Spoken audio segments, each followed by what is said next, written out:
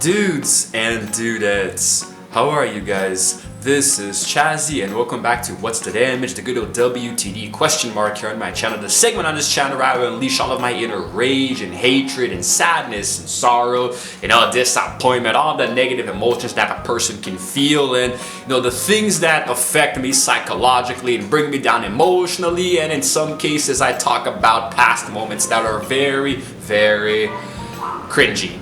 Yes, my embarrassment is coming to, is resurfacing to haunt me today. It's coming back to bite me in the buttocks, because I'm going to be covering a topic that, as far as I know, is the first time ever that I'll be addressing on this channel, man. Over 1,000 videos in 7 years of doing YouTube.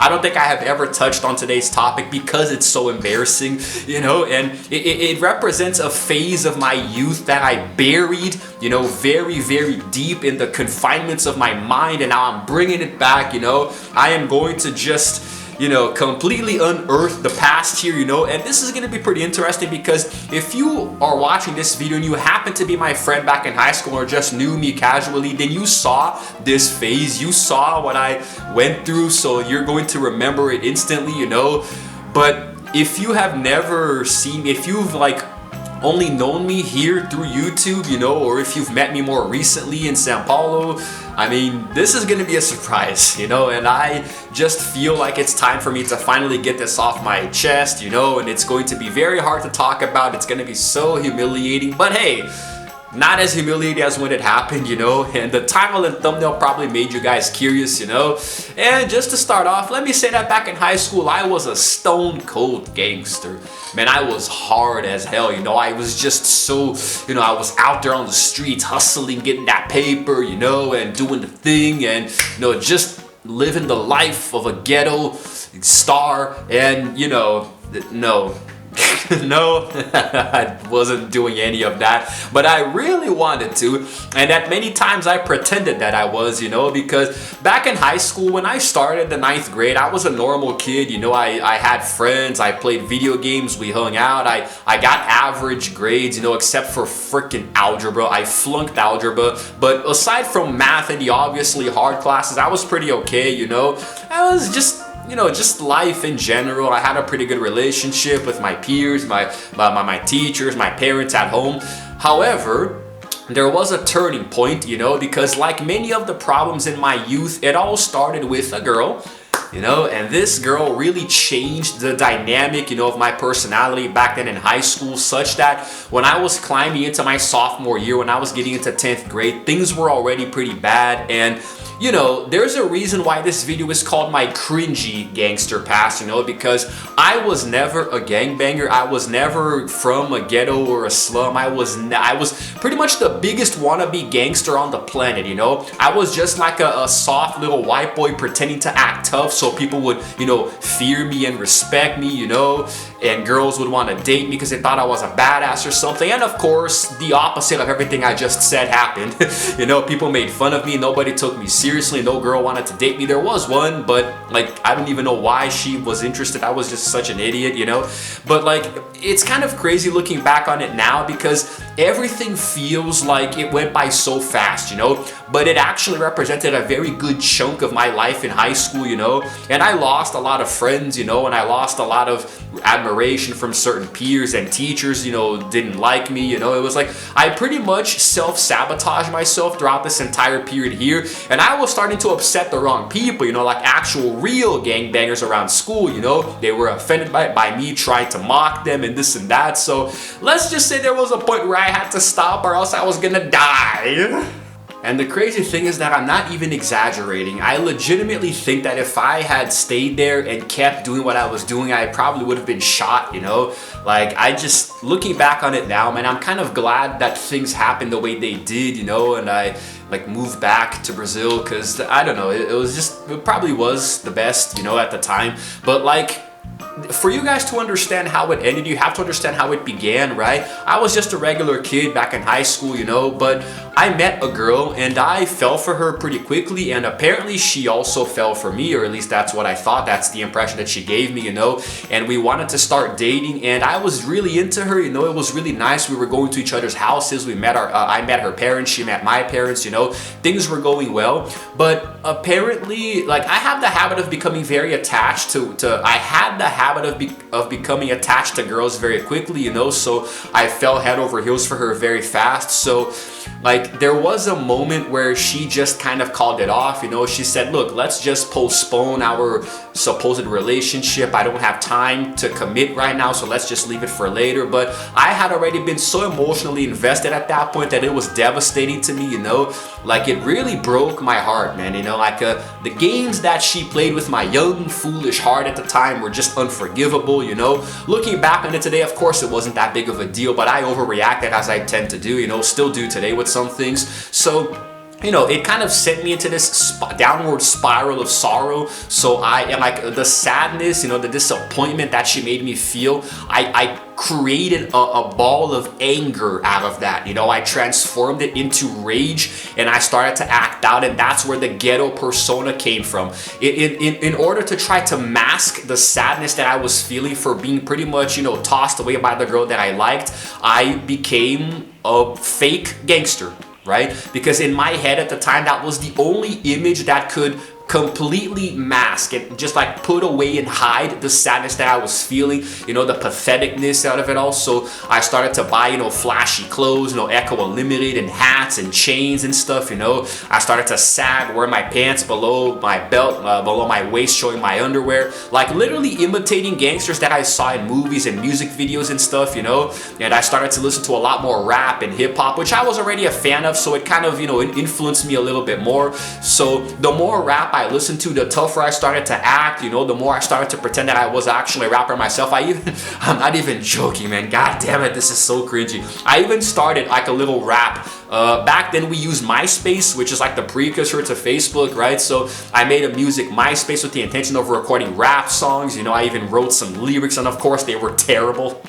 Thank God I never showed them to anyone, my God. But it was just like, I really tried to take on this persona. I latched onto something and made it my personality. So I was a very bland kid back then, you know, so I was very heavily influenced by that and easily swayed. So the problem is that I wasn't aware that being a rapper and a gangster or some kind of ghetto slum boy isn't cosplay. You can't just pretend that you are something like this with a large part of the student body actually being that, you know. A lot of the kids around me were from, you know, I lived back in Coconut Creek, you know. I lived in Coconut Creek, and there were some, the school that I went to had kids from a bunch of different backgrounds and neighborhoods, and a lot of them were actually from poor income areas, so, which is just a nice way of saying that they were gangsters, you know. A lot of them represented certain gangs, you know, and they were hustlers or whatever you want to call them. So, you know, they started noticing this random white kid who they had never seen before in any of these places, you know, dressing like them and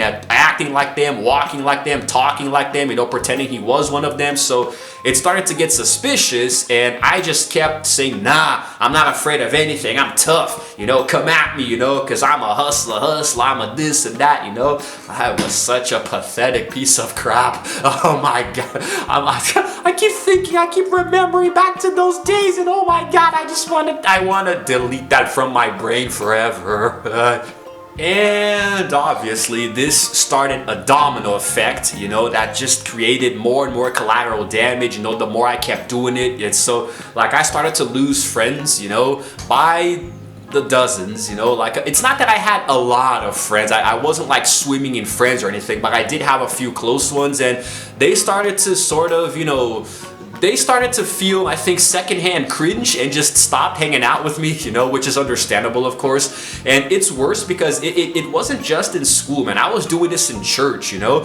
Back then there was this youth group in my church where I had friends, you know. We would hang out. I think it was every Friday, you know. Sometimes we would go bowling, have pizza, watch movies and stuff. You know, it was like a very close-knit group of friends. And there was even this one girl who I liked, and it's just like it started to become very, very embarrassing for everybody involved because I was gangbanging even in church, you know, with my ghetto persona. So it was pretty much like a dog that you would put on a leash and take out to walk, you know. I was putting on that ghetto persona and going outside to walk, right? So at home I wasn't like that, you know, or with my parents, they didn't know about this. When they finally found out, they were pissed, of course. So I got in trouble in school, you know. At one point, like, even cops got involved, but not anything too serious, you know. But like, I was just doing bad stuff, you know. I was doing things that, like, it wasn't very conducive, you know, to somebody who, like who I actually was. I wasn't a bad kid. I was just very, very lost, you know.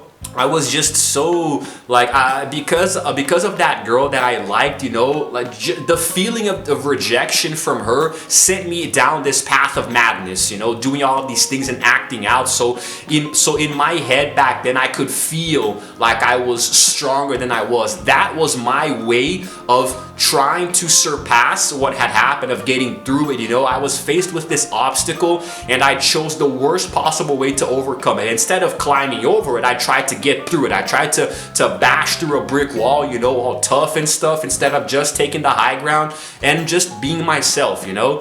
So it cost me a lot of opportunities, of course. So you know, looking back on it, like the friends that I still could have had and the girls that I could have dated, you know, I pretty much just repelled everybody away from me at the time.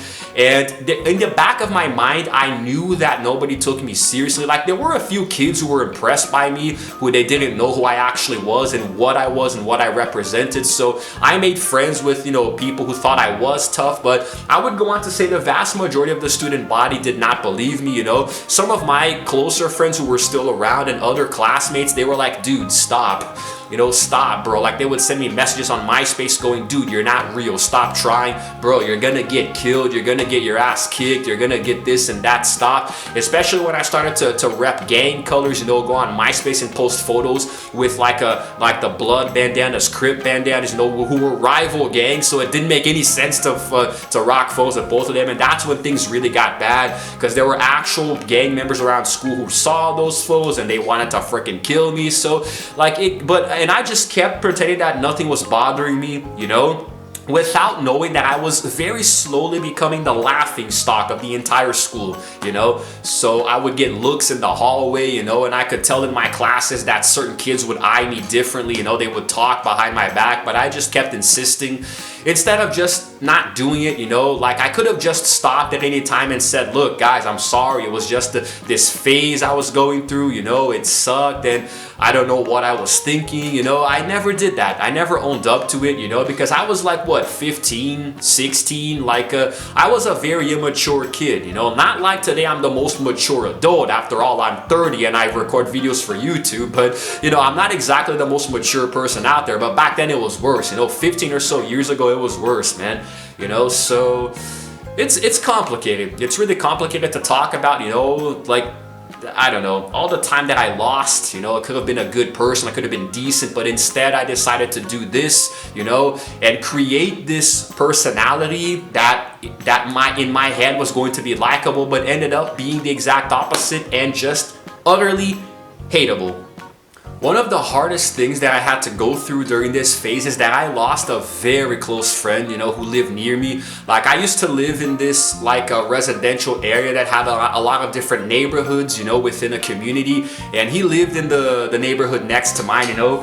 And at one point, one of my best friends at the time, you know, he knew him and they had been friends since they were kids and stuff, you know. So he introduced me to him and we started to hang out, you know. He liked video games, you know, and Yu-Gi-Oh, which I was also a fan of at the time. So we listened to music together. We would go to each other's houses and play games. We would hang out, sometimes go to McDonald's and stuff, you know. But apparently something that I didn't know, he was part of this lifestyle, you know. He had a rough past, and at one point he started hanging out with some kids who were the same. So like he started to become offended by what I was doing too. So, you know, and it really hurt, man, because like when you're a kid, you don't really, oh, I lost a friend, big deal. But when you become an adult, you understand how impactful these things are, you know, because he was a really good kid. He was one of my best friends at the time, you know. So the fact that I managed to not only push him away, but make him hate me in the process, you know, was just disgusting, you know. It was just horrible. And you know, thinking of the things that I could have had if I didn't put myself through this phase, you know, it was crazy, man. And ironically, the girl who I liked, who started this whole thing, you know, she never talked to me again, obviously, you know. And I'm not saying that it's her fault, you know, I can't put this on her. I'm just saying that what happened between us is what started it, but it was not her fault. It was me. I just went crazy. I went off the deep end, you know, and did something that I regret even to this day, 15 years later. And it still gnaws at me sometimes when I think about it late at night, you know. It's really crazy, man.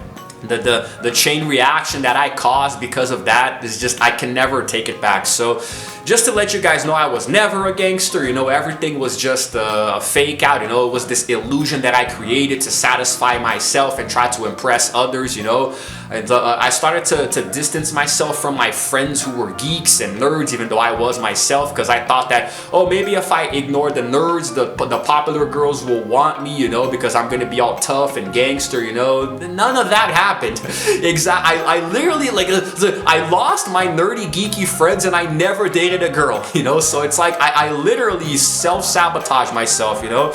It's crazy. Looking back on it now, I realized that it was just a way for me to, you know, put out these emotions, you know, and mask everything that I was feeling. And I wanted to feel accepted. I wanted to fit in. And I saw that so many kids were influenced by hip-hop culture and this and that. And I just latched onto the thing that felt easier and quicker, you know. Instead of just studying, taking school seriously, you know, getting good grades and eventually getting into a good college and a good job, you know, or even just doing sports, you know.